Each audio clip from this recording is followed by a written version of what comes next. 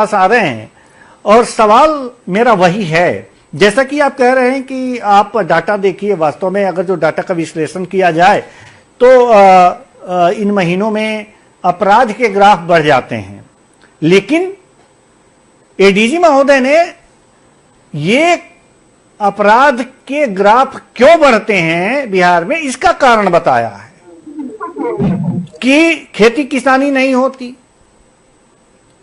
और इसलिए अपराध के ग्राफ बढ़ जाते हैं। तो खेती किसानी करता कौन है, उन्होंने कारण बताया है। उन्होंने यह नहीं बताया कि हां इस महीने में बढ़ जाती है, कंट्रोल करने की कोशिश की जा रही है और जल्दी ही कंट्रोल कर लिया जाएगा, ऐसा कुछ नहीं कहा उन्होंने कहा कि इस महीने में बारिश होती है नहीं होती है, खेती का काम नहीं होता है, इसलिए अपराध बढ़ जाते हैं। तो इशारा किसकी तरफ है, किसान की तरफ।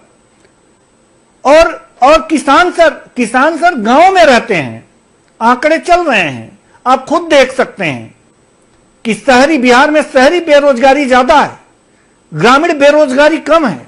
अगर इसका भी अध्ययन कर लिए होते तो उस महानुभाव जो हमारे एडीजी हैं, कम से कम ये लफ्ज उनके जुबान पे नहीं आता, ये शब्द नहीं आते, ये शब्द उनकी जुबान पे नहीं आता, लेकिन सर उन्होंने ऐसा किया। कितना जस्टिफाई करेंगे आप लोग?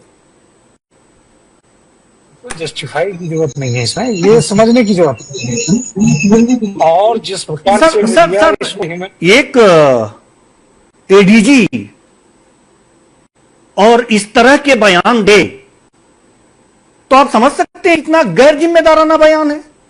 आप कह रहे हैं कि वो समझ नहीं पाए। अगर ऐसे ना समझ को आप लोग वहां पर कुर्सी पे बिठाए हुए हैं, वो कहना कुछ और चाहते थे, कह कुछ और गए। ये क्या है सर, ये क्या है?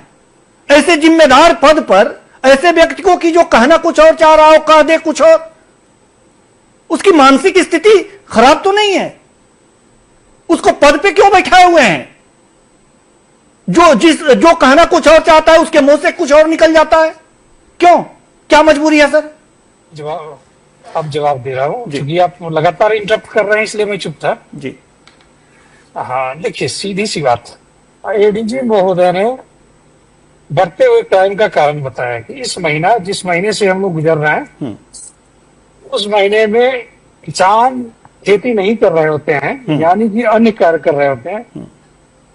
और अन्य कार्य के दौरान, अन्य कार्य में बंटवारा का मामला है, नाभिक का मामला है, सीमांकन का मामला है, और इसमें तनाव बढ़ता है। और ये फील करने की जरूरत है, मैं इसको मीडिया की नजर से नहीं, एक नागरिक की नजर से देखने की जरूरत है।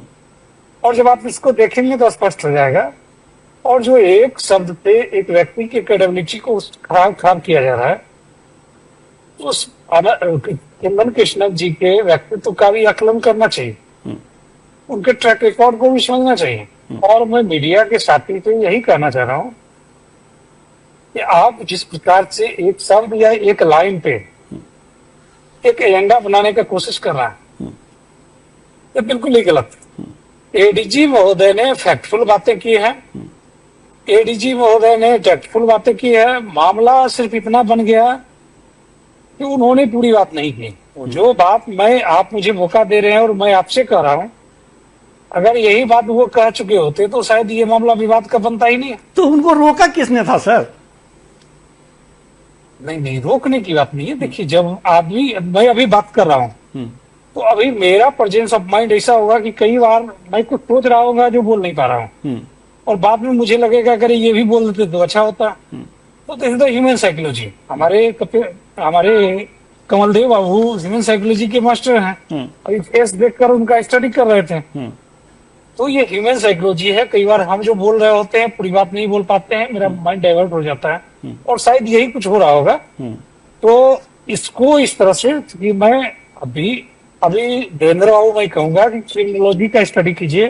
क्या यह सच नहीं है कि हर राज्य में अप्रैल मई जून में अपराध बढ़ते हैं? 2-3 महीना जो ये बीच का दौर होता है अपराध बढ़ते हैं। इसलिए अगला डिबेट मैं चाहूंगा आप इसी पे रखें। जी बिल्कुल, जिसमें आप अलग अलग राज्यों का डाटा उठाएं और इसी टाइम फ्रेम का यूज करें जो टाइम फ्रेम बिहार के लिए आप अप्लाई कर रहे हैं। ठीक है, बिल्कुल। क्या वहाँ किसान नहीं है? तो ये बेहद ही जेन्युइन बात उन्होंने सुरजीत बोली जी थी। कुछ कहना चाह रहे हैं और सर इसको आपसे। आप सुरजीत जी कुछ कहना चाह रहे हैं।